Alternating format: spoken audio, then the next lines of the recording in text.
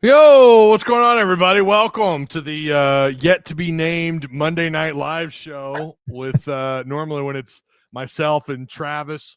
Travis caught a little bit of there we go. Wi-Fagro. You got that reference, right? Yeah. Poor guy. No, she listen. He spends a lot of time doing this stuff. He is married after all, and that's part of the life. He's got stuff he's got to do on top of running a business. He's a full-time family man as well, and we love Jess. That's someone else I'd like to get on here is Jess. I would love to get her in here. Oh, she's a barrel of fun. I know. I've listened to when you guys did Don't Read the Comments podcast. It was always I wish we could go back and do that again. I wish Don't Read the Comments didn't die, but it was fun watching her and you two. That was a lot of fun. So we're gonna have to get her on here eventually. Yeah, you should. She's a big Razorback fan. She could talk sports. She can hold her own. That's for sure. For sure. All right, everybody, welcome. So let's do some things really quick. Make sure you like, share, hit the subscribe button. If you're new here, we have seen a pretty good jump. I've done some baseball content lately, some post-game shows. One of them did really well. The impromptu live didn't do so great, but the other one did really good. So I'm probably gonna do LSU post games. Maybe not all three. Those are they're tricky to get in on the weekend. I mean, I'm just gonna tell you guys they're a little difficult to get in on the weekend when you got three of them right in a row. But I'm at least gonna try and do one or two post games for baseball this weekend when Arkansas goes on the road to take on the LSU Tigers. Remember, no more midweek games. It's these final. I'm pretty sure, unless I'm forgetting a game, that this should be their final 6 games. I think that's right. Oh my God, that's so loud. This season has flown by. Sure. Holy cow. Let's talk about this sweep really quick with Arkansas and Texas. And something here, tell me if this sounds right. Okay. Arkansas, the number, let's just go with a somewhat conservative estimate here. Okay, the average rank has Arkansas going into this series around 10th, 11th in the country. 11th, right? Yeah. They go they're at home and they sweep the Texas Longhorns, the number 1 team in the country. Consensus, right? Like everyone had them number 1. Yeah, that was consensus. They're number 1 across. They're number 1. Yeah. I think it's the Writers Association, Perfect Game, USA Today, Baseball America, and D1. I think all had them ranked number 1. Okay, so Arkansas takes care of business. If you guys, for anyone who's kind of Arkansas won, I'll just say, like, for the outsider, not really baseball fan, but Hog fan, but you kind of not keep up, but you kind of do keep up fan. It was a big deal for Arkansas to they did a great job this weekend, not just winning the game, but the way in which they won those games.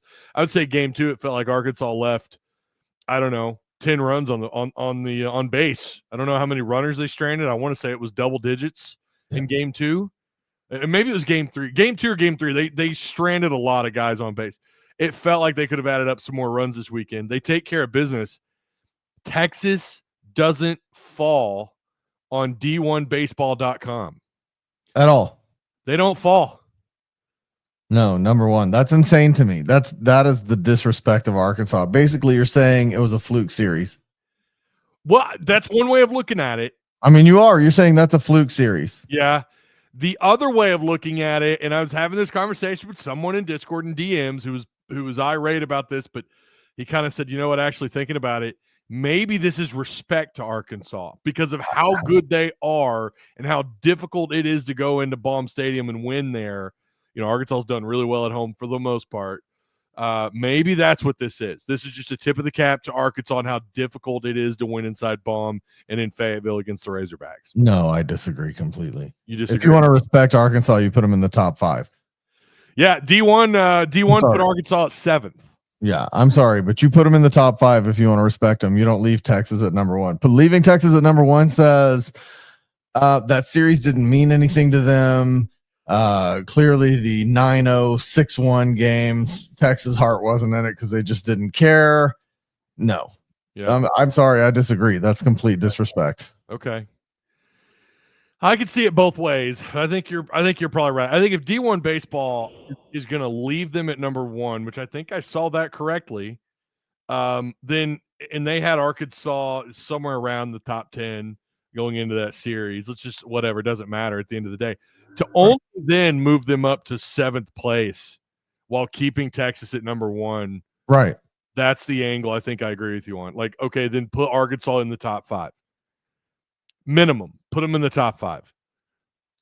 I agree 100%. That is I mean, first of all, we had some bad series back to back, but really we've been a top team this entire season. We got somewhat punished for having bad series.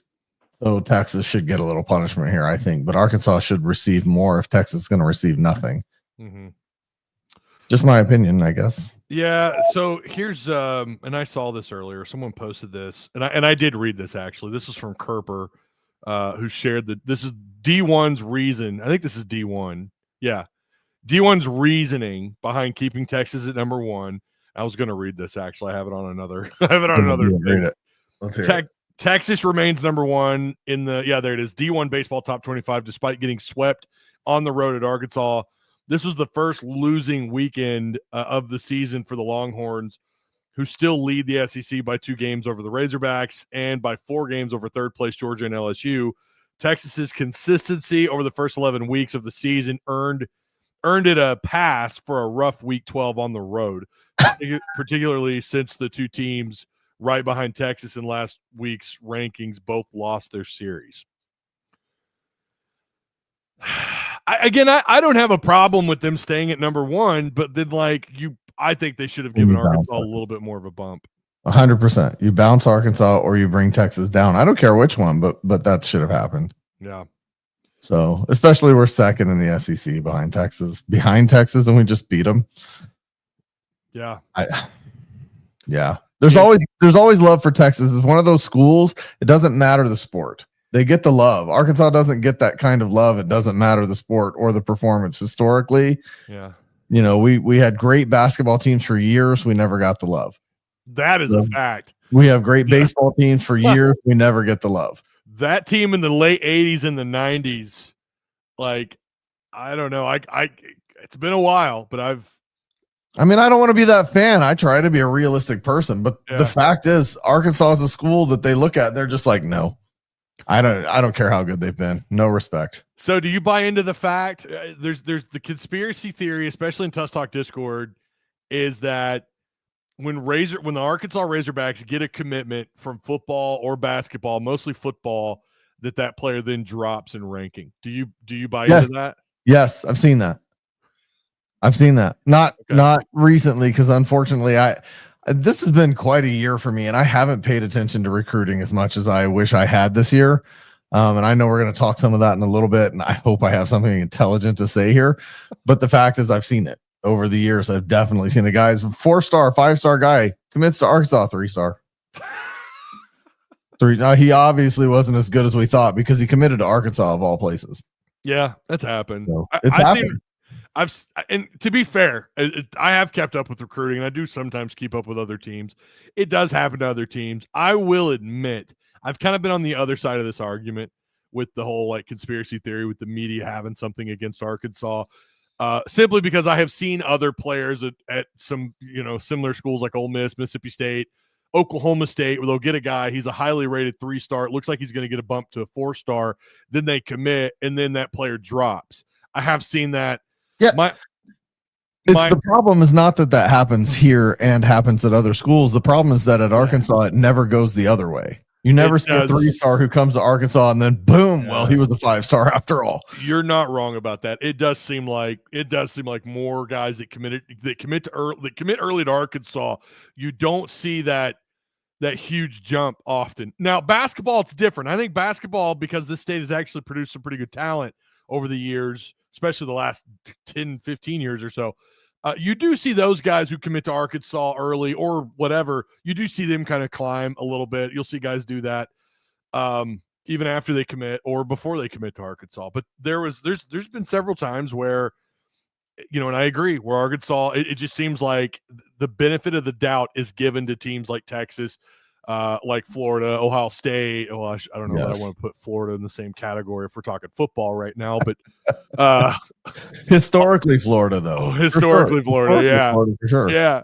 USC, Ohio State, Texas, traditional powerhouses. Yeah, Bama. But we never fall in that category. It doesn't happen. Yeah, you can't tell me they didn't do that with Acuff. Yeah, this is a good point. Acuff, who seems to be doing pretty well, not only coming out of these or going into these camps, but coming out of these camps and these different events, he's done really well. I don't know. Cough, Antonio Jordan. Well, on the subject of Acuff, I think he's just giving them no way out. Yeah, like he's performing so well they can't take him down. But if they could, they would. I absolutely think they would for coming to Arkansas. The only pushback, he's leaving nothing to chance there, and he's awesome about that. I've got a couple pushbacks. Number one, I will say D1 baseball, who we keep up with quite a bit in our Discord, does seem to have a favorable bend to Arkansas over the years.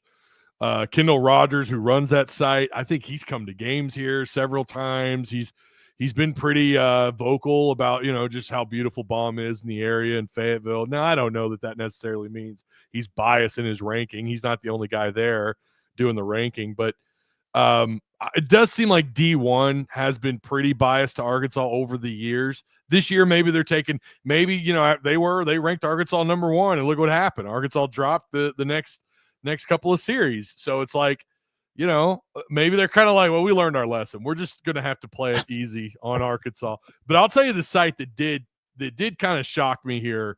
Okay. Perfect Game. I mean, I think they were the lowest. It was either them or Baseball America had Arkansas like out of the top 10 coming into the season, despite having a killer recruiting class, despite having one of the best transfer classes in the country. I think only behind maybe Texas A&M. I'm a little bit surprised that Perfect Game, if we're looking at that correctly, you see it on the screen on May 5th.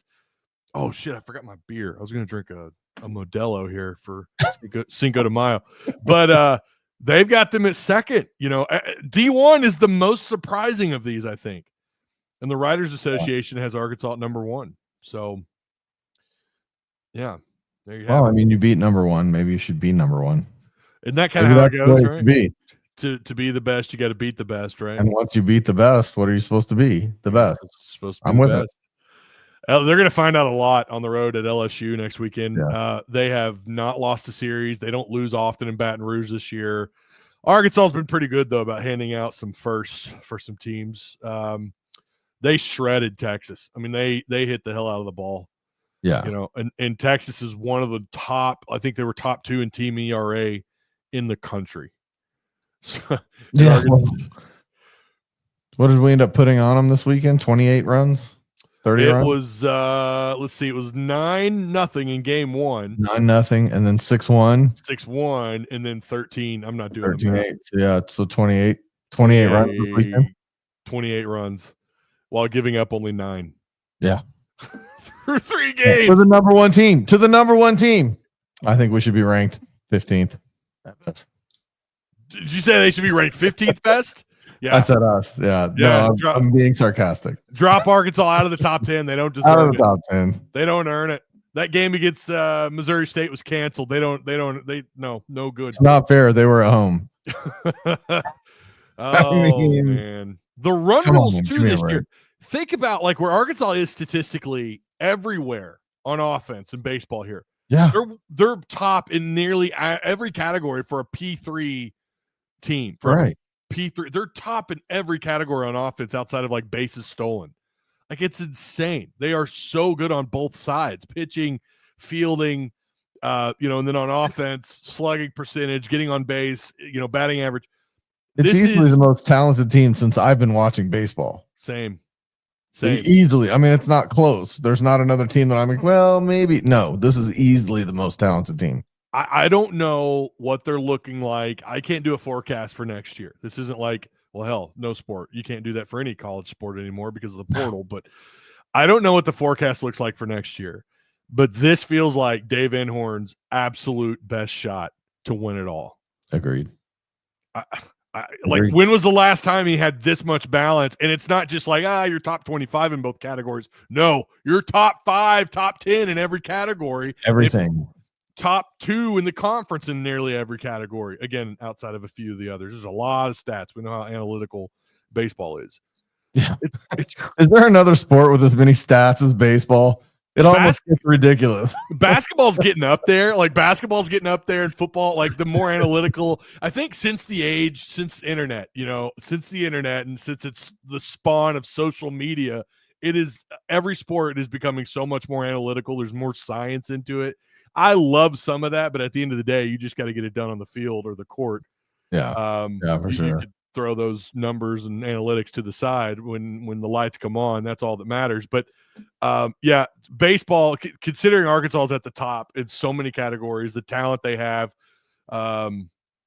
they're talented. Their bullpen, they're getting Parker Coyle back this weekend. That's at least sounds like what's going to happen. Stacked may not even be the right thing to say. Well, if you're not a baseball fan, now's the time to tune in. Like, I treat it like I treat the NBA. I'm done with the NBA for this season, by the way, just so you know. LeBron lost.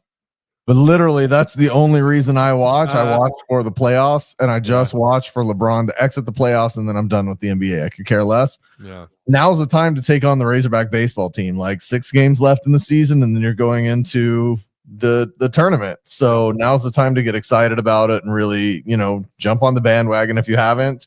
Because like you said, this is probably the best opportunity he's had in his career at Arkansas for a World Series, minus a second baseman trying to be a superhero. Yeah. I agree. Make sure you guys share the content. Remember, sharing is caring. Yeah, by the way, NBA Celtics, someone had mentioned to me this morning, they were like, I know you do your Monday night shows, but the Celtics play tonight. I'm like, bro, I don't care. I'm going to do this. I can keep up with the game while I'm live. Celtics are leading the Knicks right now at halftime, 61-45. It's going to be beautiful. Well, I mean, if you have to cut it short, you have to cut it short. If it becomes a close game, I'm not carrying it for you. Yeah, right? No, we'll keep going. We got a lot to discuss here. But that's a fact. Yeah, talking about how Arkansas just doesn't get the benefit of the doubt when it comes to recruiting. And it's just the way it is. It's the way of life. I don't necessarily subscribe to the idea that the recruiting sites have something against Arkansas, because from what I understand, Arkansas, the 247 site, Hog Sports, Trey Biddy, Danny West, those guys, is like one of the most trafficked of all the 247 team sites. It's one of the heaviest. I think it's typically like one of the top 10. So my thinking is looking at it from a business standpoint, why would they want to cut themselves off at the knee like that? Like, you would think it'd be the other way around. They're going to give those players the benefit of the doubt rather than the other way around to to get those folks coming in. Or it could be the other way around. They're doing that for everybody else to catch up. I don't know, but I don't know. I could see it from both sides. John Oliver says, we will see on 3. Let's see. We will see when on 3 does their next update after what A-Cuff just did to everyone that they put above him. I know it. Yeah. I hope that motivates A-Cuff. Seems like it has. It really does. This seems like it's already motivated. Has he done the Darnell Robinson yet? Has he committed to a national championship yet? You remember that in 1994? I vaguely remember old heads. Darnell Robinson was the top recruit in the country, and he said, I'm coming to Arkansas and we're winning a national championship. And we did. Yeah. Well, not really so much about him, but Corliss and Scotty Thurman. But he did. When he came in as a freshman, he said, I'm coming to Arkansas. We're winning a national championship. Has A-Cuff done that yet? I don't think so. But don't quote me on that. I don't know. That's what's next. We want that. We want that quote. Just go ahead and put it up there. I'm coming to Arkansas. There. We're winning a national championship. Gonna win a natty, baby. Mm-hmm. Boy, you talk about another team that's going to be in really good position to go on a little bit of a run. Arkansas has some. We have some portal movement. Yeah, and this is what's pull up my Patreon commit list here. Andrew Harris, Central Florida linebacker, 6'2", 223. He grades out not super duper great, although his run defense grade is pretty good. It's not bad. He's played 33 career snaps. He should have 3 years of eligibility. Played both his years at UCF. One of those was redshirted. But, yeah, good. Not a bad pickup. I think he's still unranked. I may have to go back and look at that. And then Arkansas picks up another wide receiver, Tim. Another one. How many do we need? How many can you put on the field? 5 at a time, right? 5 at a time. That's right. And then they're gonna change the rule. Maybe, we have what, 17? It's 27. I don't know. Like, it's just the number keeps climbing. Hey, I will say this. I looked him up, and I looked him up against everybody else. I spent time on that this afternoon, just kind of looking. Yeah. If nothing else, and I don't have his college stats, but his high school stats, he's the fastest receiver on the team in the 100 and 200. Yeah, he can his move. 200 was faster. The back half of his 200 is faster than the first half. So he ran a 10.6 100, and then he ran a 21.1 200. So he actually gets faster on the back end of that speed. So maybe possibly a go route, fade route. That's a specialty for sure. Line him up outside. Yeah, I mean, if you look at his numbers at Florida State. So again, Jaylen Brown. Now we also have to talk about the other thing about Jaylen Brown that maybe some folks aren't aware of. But really quick, he's 6'1", 6'2", about 180 pounds, 175 pounds soaking wet. In 2024, he caught 8 of 15 targets. He lined up out wide 77 times. He lined up in the slot 24 times, and he has an 11% drop rate on all of his total targets. And he had just 28 yards after catch. Again, that's not, whatever. He only caught the ball 8 times. He was arrested. Did you see that? Did you read that article I sent? I don't know. Yeah, and we talked about it in chat or in text a little bit. We did. So, you always wonder if you're bringing in kind of a troubling piece, is he worth the trouble that he might bring in? Given the talent level that he has, he might be. Hopefully he learned from it. So it was marijuana, right? Yeah. He got busted with some weed. Yeah. Enough to make a 3rd-degree felony, if I remember right. I think that's right. 3rd-degree felony. There is allegedly. Allegedly. I don't have that on my soundboard. I need to add that to my soundboard. Shout out to my cousin Corey, who's watching the live, by the way. I just read my text. What's up, Corey? Hope you're doing well, man. Hope you and Jeff and your dad and everyone's doing well. Both your brothers. Thinking of you guys. So Jaylen Brown does come with a little bit of baggage. That puts Arkansas, and this is including freshmen, by the way. That receiving room is up to I think it's 13 scholarship wide receivers. Yeah.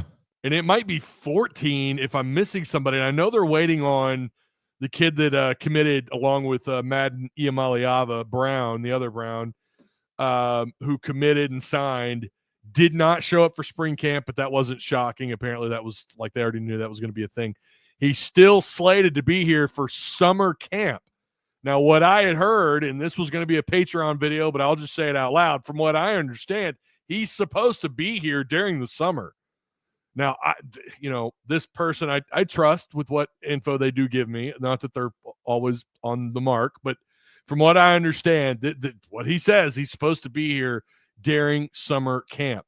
So not just fall camp showing up and then saying peace out. That's the plan. Now, we all know the way college football set up, this kid could say deuces and just not show up. I don't know. But the way things are with how much power players have today, whether you agree or disagree with it, who knows if he actually does show up, but that sounds like that is the plan.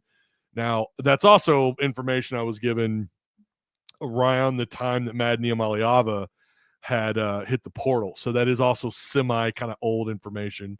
Maybe things have changed since then. But aren't they best friends?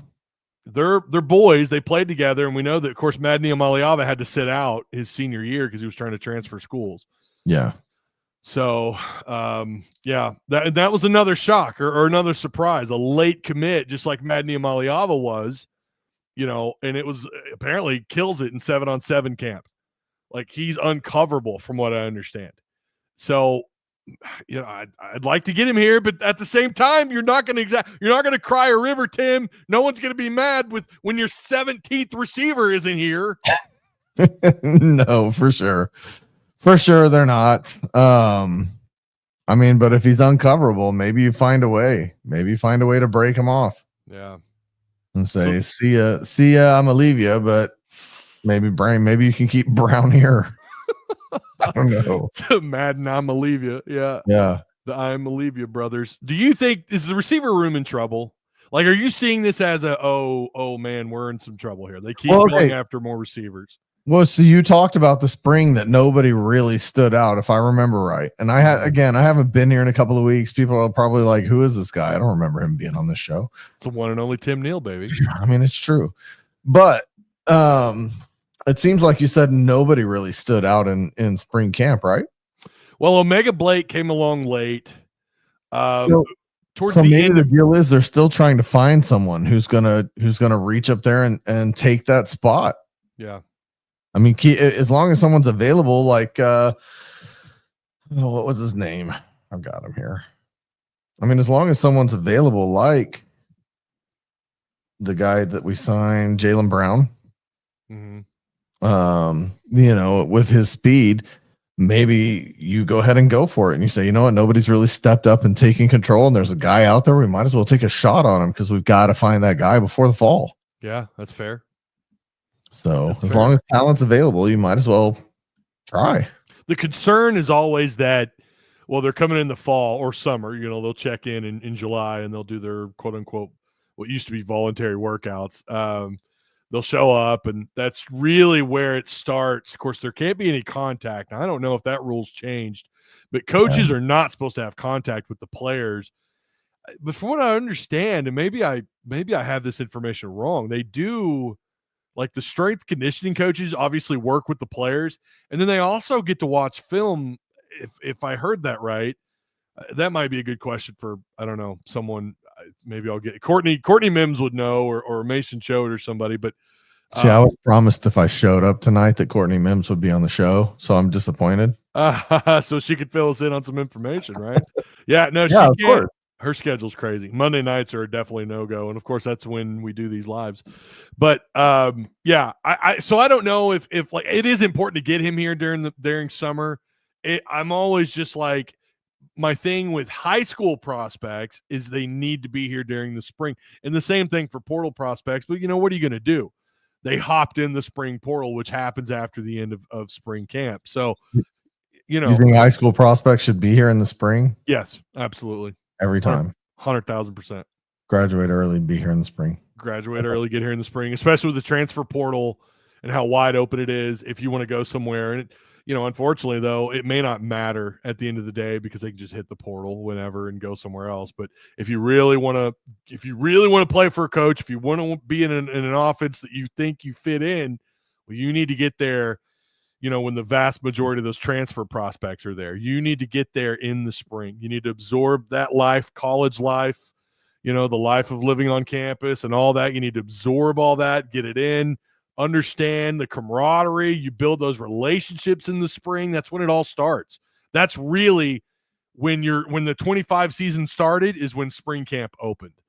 And, I've said this even before the portal was a thing on this channel. Like, if you want to have success ASAP as a freshman, do everything you can. I actually had a track coach from Tennessee, not the Vols.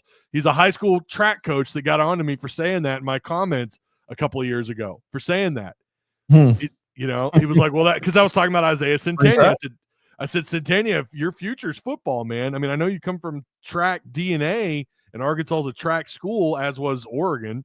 But, if you really want to get going and get a head start, you need to pick a career, because you're going to be behind. And guess what? He got redshirted his freshman year, and he was always kind of behind. So I don't know. I stand by what I said, whether you're a track coach, track player, if you know track friends, track family, I'm sorry. But if you're in this business of football's got to come first. and you want to be here during spring camp. So anyway, that's my thank you for coming to my Ty Talk. It is called Tusk Talk with Ty. That's true. So I don't know. It's the question is Arkansas, and I'll let chat chime in as well. Is Arkansas in trouble in the wide receiver room? Do you think maybe make this a call-in show?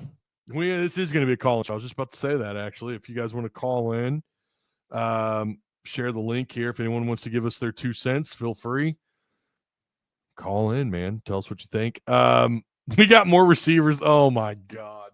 Hold on. What? Did you read Matt's? I'm putting that on the screen. I don't care. YouTube. Oh boy. Oh boy. Matt ain't right, man. I'm going to tell you right now. Matt ain't right. You ain't right, Matt. Call in and tell us what you think. I'll even give you a random amount of XP in Discord if you call in. Concerned. Yeah, I was just about to read that. Go ahead. Concerned Pittman would pursue a player allegedly on a felony bond and yet not stand up in defense of Armstrong in light of character flag accusations. I did not read that article, but did you hear about it? Did you read it? I didn't even hear about it. I don't know. What is this about the draft? Why he fell completely out of the draft? There might have been character issues according to, I don't know. I guess it was I don't think it was Best of Arkansas. Maybe it was I don't know. I don't know who wrote that article. I wasn't even going to cover it because it's so much. I don't know. I have met Andrew Armstrong off the field. Yeah. I've met his family, his parents. I have nothing but good things to say. Now, do I know him personally? Of course not. No, I've never heard a thing about him off the field, though. I've never heard of an off the field issue. And I don't remember when he committed here from Texas A&M Commerce. I don't remember there ever coming up anything about any character issues.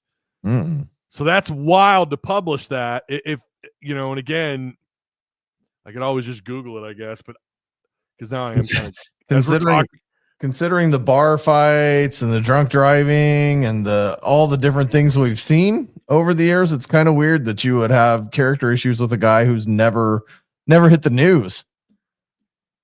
I mean, yeah. So he did. I want to look this up. He signed he did sign with the Miami Dolphins free agent deal. I really want to know. Which could be a great deal for him. Yeah. Because they've got a burner wide receiver and they've got a great running game. So he can become a possession guy. I mean, did this get burned from the internet? Where is this article? I know it was an article written, and I think it's absolutely, I don't know. It was surprising to hear someone.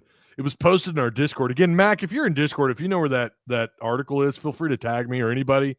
Feel free to tag me. But yeah, I mean, it wasn't, I don't think it was character assassination. I think it was just them reporting on what someone had said on behalf of maybe an NFL organization, maybe a scout. I don't know. I don't want to, I don't want to be misquoted, and I don't want to. Sports Illustrated's got an article. Let's see what they said. Light shed on the rise and fall of Hogs NFL draft prospects. And it's got Armstrong as the picture. Okay, Hogs on SI wrote there. Oh, well, there's your SI. That's written by AI, I'm pretty sure. Allegedly, all SI articles are now written by AI. I think it was Kent Smith, right? Kent Smith seems to write the more like kind of edgy content. I mean, this is a business of clicks. I get that. I'm not trying to shit on anybody for that, but when you have so much clickbait stuff, it's really hard to take SI serious. Appreciate all the retweets, by the way, on Twitter. If someone has do you have the article? I have the SI article, and what is this guy's first name before I say his name? Is it Kent? Hold on. Chris Turnage, NFL agent Chris Turnage. Okay. Is quoted as saying, I'm going to read the quotes. These are not, he did not say this to me. This is from an article. He is quoted as saying, While Tesla's rise may have caught him off guard, the fall of Andrew Armstrong did not. Turnage had been warned well in advance that NFL teams were going to steer clear of Armstrong. And he says, I thought he might get grabbed very late, but I wasn't surprised. I thought it was 50-50, to be honest. This is just kind of talking facts of what I know, Turnage said. A lot of teams have character concerns on him. Character question marks, character red flags. That's a quote from an NFL agent. Turnage said it was these red flags that prevented Armstrong from getting invites to the Senior Bowl and the East-West Shrine game when pressed by the host because they hadn't heard of any character issues. It became clear this may go back a bit. Okay. And also behind the scenes as of late. Okay. Well, that's unfortunate because his time here, he did what was asked of him. I heard nothing but good things about him, and I'm sure he's a good kid. Listen, we all make mistakes. I'm Teslaw getting drafted wasn't like a huge shock, but the big surprise was that he got drafted and that Armstrong didn't. Yeah, and he got drafted earlier than I thought he would. A lot earlier. When he got drafted was shocking. I'm not going to lie. Shocking. That was shocking. I was thinking 5th round at best. At best. That's exactly what I said. But I said he'd go undrafted. Yeah. He's the best case scenario, 5th round. Worst case scenario, he signs a free agent contract. Yeah. Yeah. And he went, what, 3rd round? Yeah. Yeah. And he went that's Jackson. Insane. That's crazy. And great for him. That means that the combine actually did him some favors. And also, as far as Armstrong's concerned, I wish him the best with the Dolphins. I think he has a chance to have a great career. So, I agree. Again, I have nothing bad to say about the guy. I never heard anything bad about him. And we've had plenty of guys do bad stuff. So I don't wish anything but good for Andrew Armstrong. Well, let's look at it this way. You had a kid out of Oklahoma, a certain running back who He-Man power punched a girl in the face. It's caught on film. And what did Oklahoma do? Oklahoma didn't dismiss the kid. They redshirted him, which apparently, according to some OU buddies of mine, was the plan anyways. Yeah. They redshirted him, and he went on. Now, I don't remember if he got drafted. He ended up at the Browns, but he did just fine, right? He's having himself a jolly career in the NFL. So if someone like that, it's like Joffrey from Game of Thrones. Like I'm not saying I want that running back dead. I'm not saying I want him to be unalived or anything. I'm not saying that. But in Game of Thrones, that kid kept winning, and you were just so pissed off that kid kept winning. He kept like things were going his way. He was sick. I know that kid was young. You should never lay your hands on a woman like that. Now, if she's beating you senseless, you got to defend yourself. That was ridiculous. You're going to sit here and tell me that kid, whatever, it is what it is, but Andrew Armstrong couldn't get drafted because he had character issues? He didn't do shit wrong at Arkansas. And Agreed. He should have been drafted. I'm not saying he should have been a first-round pick, but should have been drafted. So I don't know.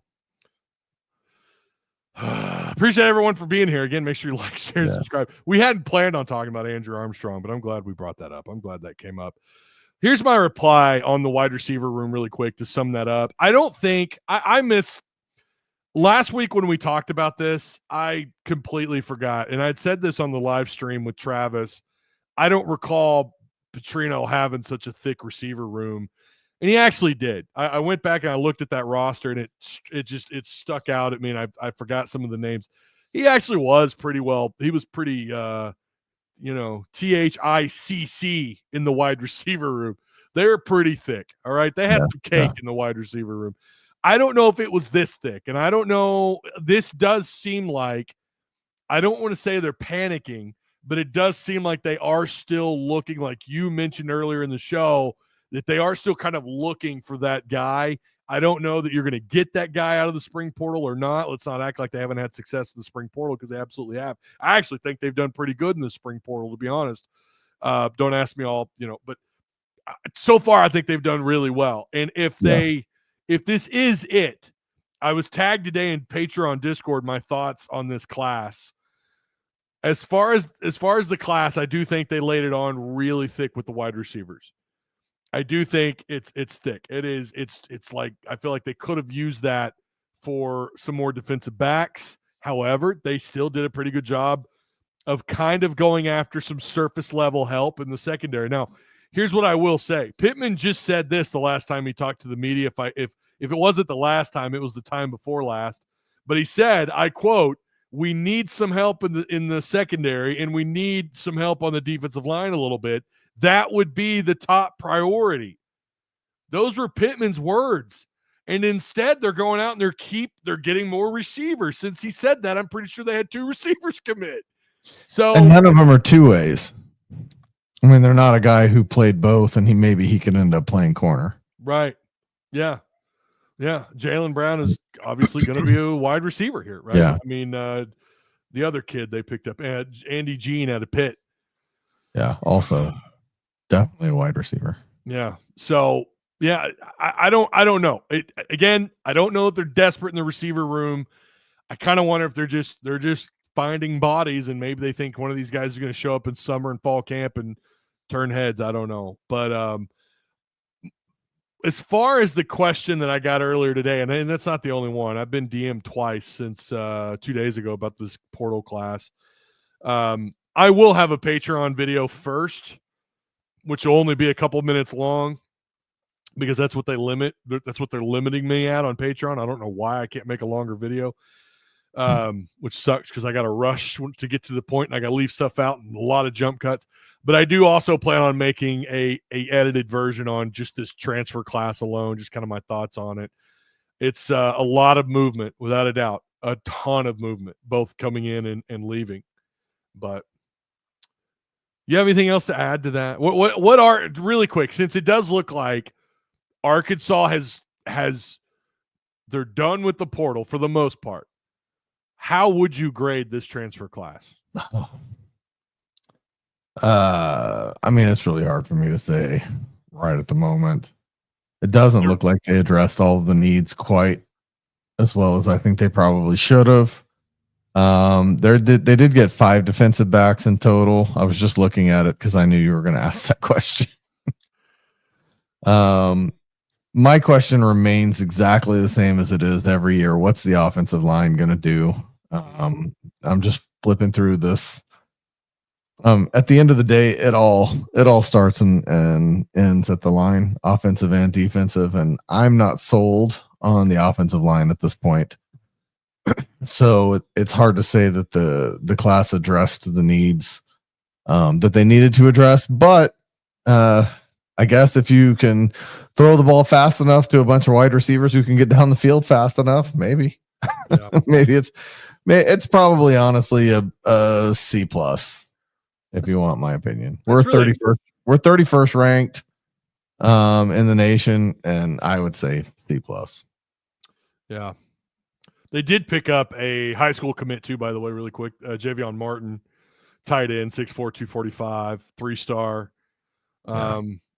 And then before that, Robert Haynes out of Missouri City, Texas. Arkansas's had some luck out of Missouri City, Texas. That's where Niall Davis is from. I think, was it Raleigh Williams from Missouri City? I think so. They've had several players come out of Missouri City, so you never know. He is currently unranked. He's a wide receiver. But Javion Martin is tight end out of Pflugerville. Pflugervill. Pflugerville? Yeah, Pflugerville. Oh, okay, like PH. Yeah. Like the P in there. Pflugerville. All right. Yeah. I guess we do have like bald knob here, so we can't really we have Toad Suck Arkansas, so who are we? We do have Toad Suck Arkansas. Yeah. Oh man. Didn't we have like 2 defensive backs? Yeah, we have 5 total defensive backs added. 5. So, yeah, that's not including the high school prospects either, is it? I think so. Yeah. All I see in the, I mean, I'm on the page right now because they did get you sorted. They got Keyshawn Davila, who I like him. I'm just Keyshawn Davila, and it looks like Taj Overton. Taj, yeah. As a safety, and then you've got Shakur Smalls, Julian Neal. Already love that guy. Don't know if he's any good, but I love him. Let's see. Make sure he eats at Neil's Cafe. You know what? They need to talk to him about a deal. An NIL deal. Neil's Cafe. You got Julian Neal. He's a corner. Jordan Young and Quintavious Scandrett. And I think one more. Yeah, Connie Walker. Yeah. Well, they got a couple really nice ones. Jordan Young was one who, if I remember right, entered the portal a couple of years ago, and he was a pretty highly thought of defensive back out of the portal. He was just a 3-star this year, but he was a 4-star out of high school, according to. He was, yeah. 247, yeah, he was.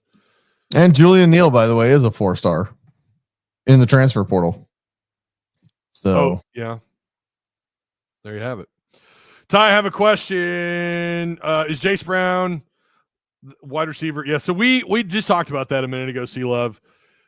The word I believed in, Travis and I talked about this a couple of weeks ago on the Monday night show, that I felt like he was likely not going to end up.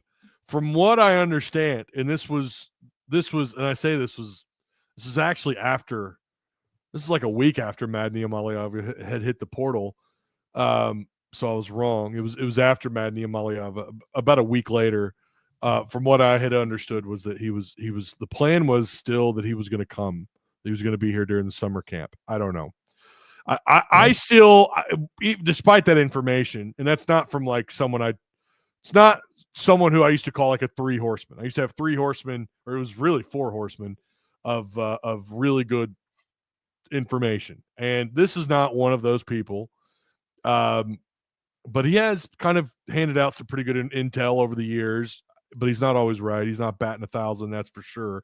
So I took it with a grain of salt, but that's the only tidbit I've gotten out of everyone that I've talked to about him. That's the only information I've gotten back, which again was a week after Madni Amaliava had hit the portal, was that he was still planning on being here during the summer, but I took it with a large grain of salt.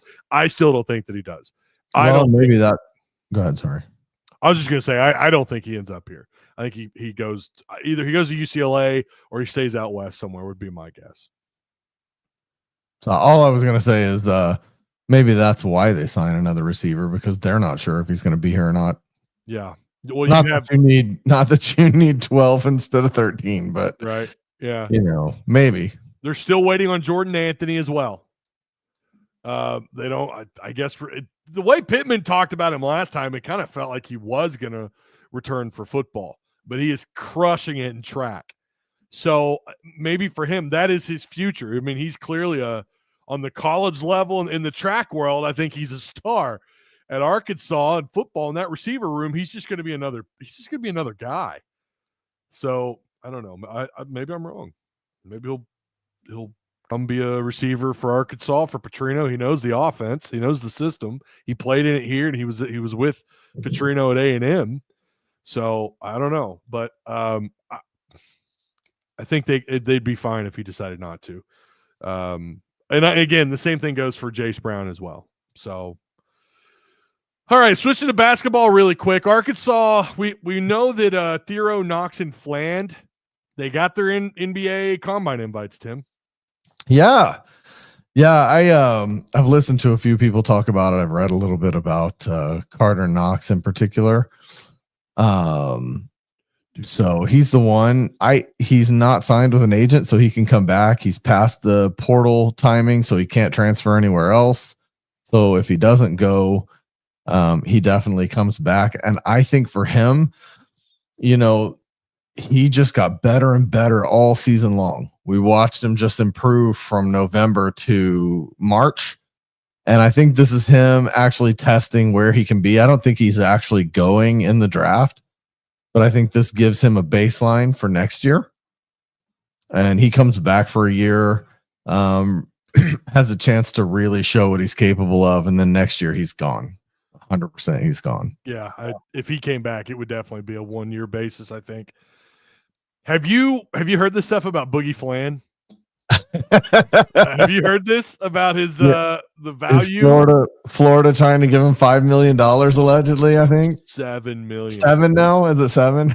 That's here, I'll share it. I'll put it up on the screen. You're gonna pay him NBA money. College Basketball Report.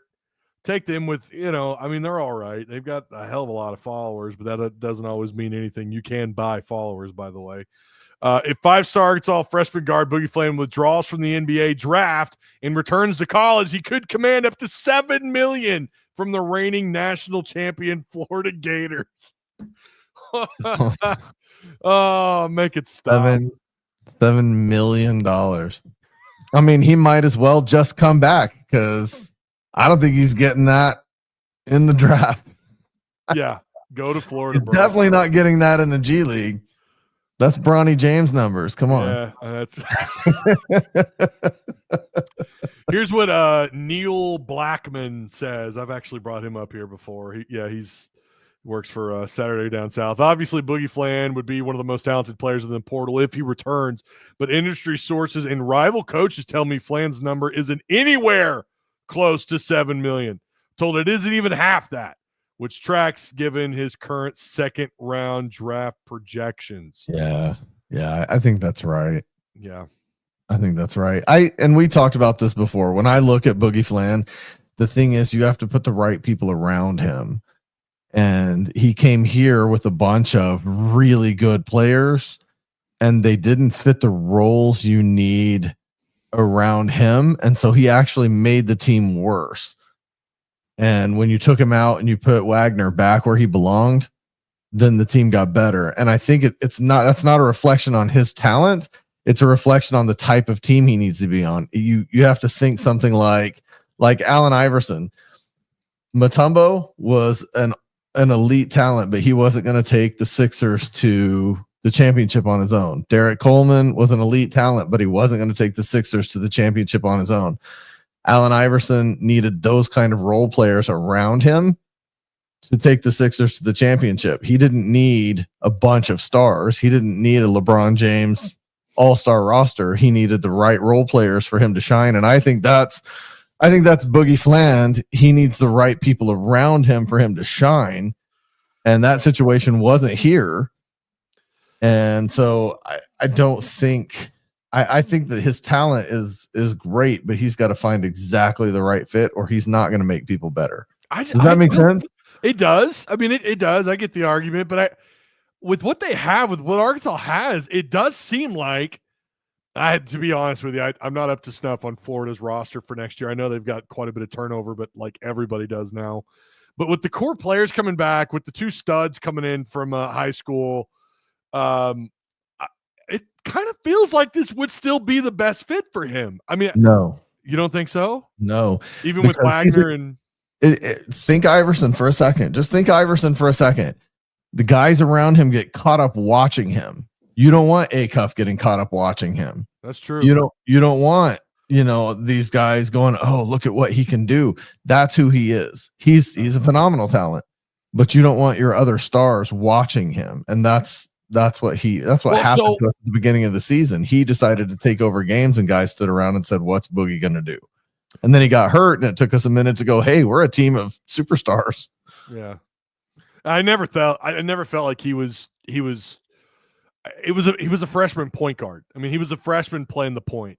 And we didn't realize it at the time. We just saw the star power with him and it was just like, no, let him cook. And then you realize like what Wagner can do, getting guys in space. Wagner had experience. And I guess for the pro Boogie Fland to return to Arkansas side of things, for those people, their argument is, I only know this because I listened to the radio this morning and I've seen some of the other arguments here and there. Their argument is, well, he's got now a year under his belt of maturity of playing in the SEC. Well, I think that does speak to something because, I mean, we saw Adou Theiro play better, Wagner play better, and as the season went on, we saw Karter Knox play better. So I do think experience matters. Yeah, but it's the type of play. So again, I'm going to people that at least I'm familiar with. I hope people listening are familiar with, but it's like putting Allen Iverson and Jason Kidd against each other.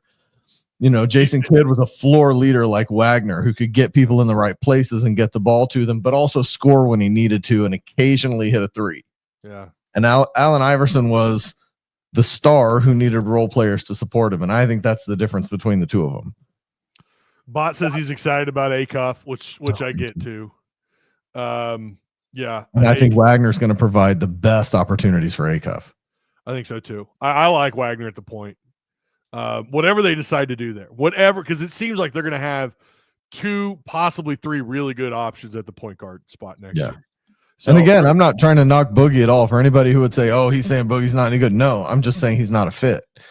He can go somewhere where he's a fit, and they surround him, and he can be a superstar. Yeah, I just don't think that fit is here.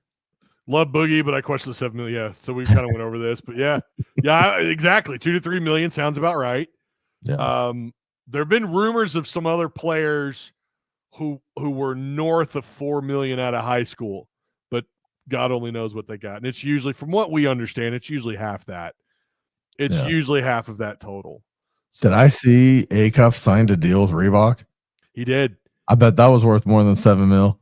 I wonder how that works with, and this is another thing I did not put on the topic sheet, but I thought about how the hell does that work out with Arkansas being a Nike school? Yeah, that's going to be interesting. What was it, just for the Allen Iverson event? Is that what it was? Surely not. You're not going to sign him to a deal just for an event. It may be his deal before he gets to the NBA. Anything you're not doing for the University of Arkansas, you're in our gear. Off the streets or off the court, on the streets, off the court. I see. I'll bet that's what it is. I don't know for sure. I kind of glanced at a headline. I was like, is this for real? He's already got a shoe deal and he's in college. That's awesome. Yeah. That's what they do at Arkansas, baby. That's what they do. They attract the big time talent, and don't let them say it's just because of John Calipari. It's not just because of Coach Cal. Musselman was doing it too. That's true. Mike Anderson got a few, not as many as in bulk like we see now, but he certainly could tear it up in recruiting a little bit. Like a couple of years, he had a couple. I think he had at least one top 3 or top 4 class, at least one. Moss had a monster class, and that monster class was kind of the same thing. A bunch of guys who didn't necessarily fit together, who were all-star talents. Yeah, it's fair. That's fair. Whatever Boogie Fland ends up doing, I mean, we wish him the best. I wish he would. I'm not gonna lie. I thought he was a first-round lock. I thought he was a 25th, maybe late because of the injury and because of the questions there, and maybe not having enough tape. We know the NBA draft also operates off of projection, not just tape, unlike the NFL. But whatever he does, I wish he would have retired, or excuse me, I wish he would have, like, Arkansas was his last stop before the NBA. That's what I wanted. But there's a possibility where it sounds like he could go to Florida. Remember, he went into the put his name in the lottery there, or in the NBA draft. Oh, the draft, yeah. And didn't hire an agent, and also put a do not contact order for his recruitment if he drops out of the NBA draft, if he drops out completely and doesn't hire an agent. So that either said that he's already talking with someone. Some Hog fans thought that meant he was a lock to come back, but now there's a question of, well, where the hell would he play? Kind of bringing up your point, like maybe they're better off without Boogie Fland. They've got 500 guards, so well, let's play that scenario out for a second. He comes back, you don't want him as the point guard. Yeah, he wouldn't play point. No so chance. you move him to the 2. I mean, is there enough minutes to go around if you move him to the 2? With this roster? No. So I don't think he comes back. I think everybody realizes, again, it's not a question of talent. It's a question of fit. I think everybody realizes it's just a question of fit. Yeah. Well, they are stacked. Karter Knox is the question. That for me is a big one. I'm on record. I want him back. I don't think anyone doesn't want him back, but it's like, if they don't get Karter back, there is going to be a little bit of a gap there in that roster a little bit. Now, we know there's another name on the Arkansas target list of players for this 2025 class, Terrion Burgess. If you haven't heard of Terrion Burgess, this is a kid out of Benton, Arkansas. Now, he is the number 2 player in the state of Arkansas. How that only equals to a 3-star, I don't know. 247 has him ranked behind Isaiah Seeley, who's at Springdale here down the road from us. Terrion Burgess out of Benton. He's a 6'8", 200-pound forward. I'm a little surprised they don't have a couple more 4-stars because they've been absolutely killing it. You got Kellen Robinson out of Bryant, right next to Benton, Arkansas, actually. And then I think it's pronounced Jay-Sean Hayes, but he spells it Jai apostrophe capital CHAUNN. That's a very cool name to spell, or a very cool way to spell Jay-Sean. Out of Whitehall, Arkansas. So they've got a few guys here, according to 247, that are rank worthy. But Terrion Burgess was one I thought was going to get a big boost. So it sounds like he's one that Arkansas might be interested in taking his commitment. It sounds like there's already an understanding that he would probably come on in red shirt. But he is 6'8", 200 pounds. You'd like, maybe tack on some more weight and put him at that 4 spot. But we'll have to wait and see what they do with him. But again, that's Terrion Burgess. If you're familiar with him, or if you're not familiar with him, he's out of Benton, Arkansas. So we'll see what Arkansas does there. But yeah, Karter Knox for me, Tim, is like, I don't know. And Brim brought this up several weeks ago, and I think he's dead on. To me, with Knox, getting him back separates it's the difference between being a Sweet 16, maybe Elite 8, to a Final Four caliber team. Agreed. I agree. And I don't think he's seriously going. I think this is really a test the waters. I think this has set a baseline for me this year so that I can know for next year where I can be. Like, where do they see me today so that I know where I can be next year? I mean, I guess if they came back and said, hey, you're a late first rounder, he'd have to take it seriously. And I have nothing to base this on except listening to other people kind of talk and reading about him and just watching him myself. Like, he was my favorite player on the team. I know a lot of people were big on Boogie, and a lot of people were big on Theiro, but Karter Knox was my favorite. We watched some games and talked to him and stuff, and you heard me. Like, Karter Knox to me was the guy. And just based on what I saw, like, he improved so much that he needs to know, but not necessarily that he really thinks, hey, I'm out of here. I think he needs to know for next year, what do I have to do to be a first round pick? Yeah. So that's my opinion. That's what this will do for him, for sure. Yeah. This will let him know, like, here's kind of where you need to work. Now, he may be happy with a high second round pick. He might be happy with that. And it might be adios, but I'm with you. I think he likely pulls his name out. He's going to be back, and boy, you better start up the hype wagon for me. I don't care, baby. I already like this roster as it is, with Wagner, Brazil, Richmond, with the transfers, Pringle and Malik Ewan out of Florida State. I love everything about this roster, but it does feel a little light, especially kind of in that area where Knox would fit in perfect.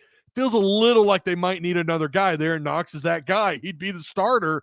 That, to me, is the difference between talking about a Sweet 16 caliber team to a Final Four caliber roster. Agreed. Simply because of what he did down the stretch. He was fantastic. Knox was the man.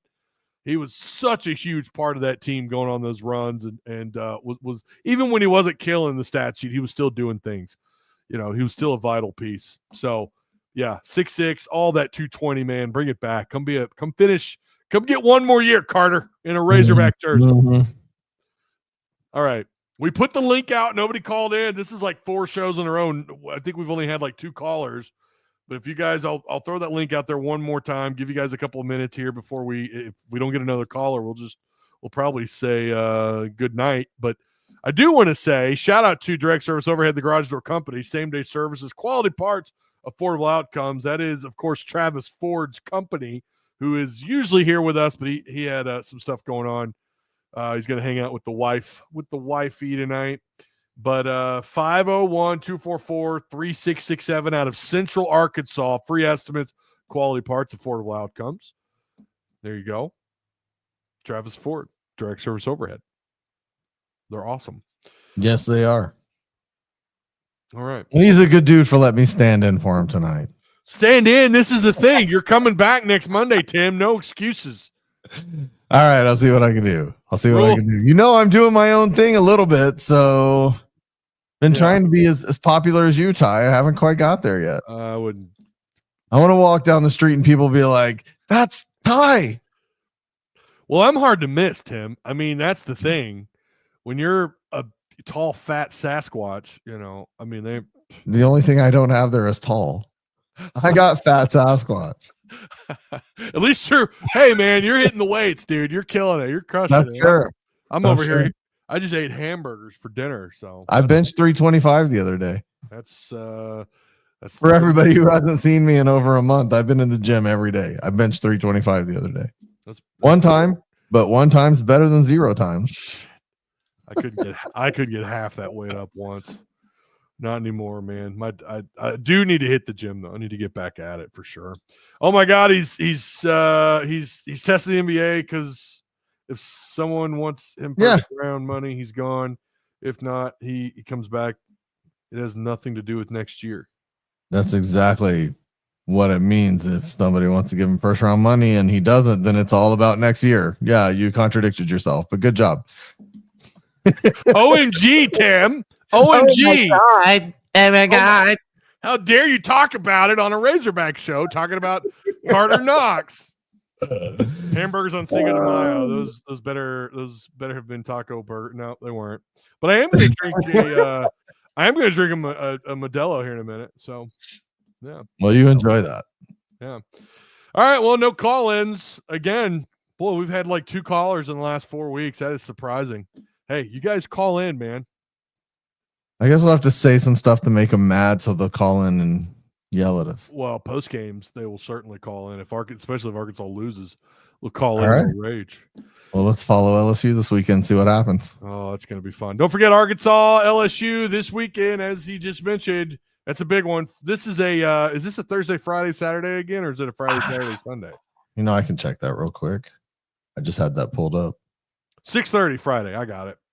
Okay, good. Number three LSU, 6:30 Friday night, 5:30. Oh, they're 2 late games back to back. Or I say late, late-ish. 6:30 and 5:30, and then Sunday at 3 p.m. So another interesting matchup. If Arkansas can take care of business against the Longhorns at home, maybe they can go to Baton Rouge and take care of the Tigers. That'd be great. And then after that, they come back home. They close the year out against Tennessee. There you go. And that's the big rivalry, right? Tennessee in baseball. Yeah, should be. It absolutely should be. Biggest series of the season, probably, even though they're not number 1. Yeah, because nobody can dethrone Texas for some reason. Vitello got thrown out of the last game. He had a complete meltdown. It was on Twitter. It was absolutely fantastic. Listen, awesome. He's got passion. I'll say that. All right, everybody. Appreciate you on your way out. Make sure you like, share, subscribe. Oh my God, Jeremy Blackford. I hope you subscribe, buddy. I hope you like and share. OMG. OMG. You guys have a good rest of your evening. We'll see you hopefully for the LSU post-game shows this weekend. All right? Okay. All right. Let's go.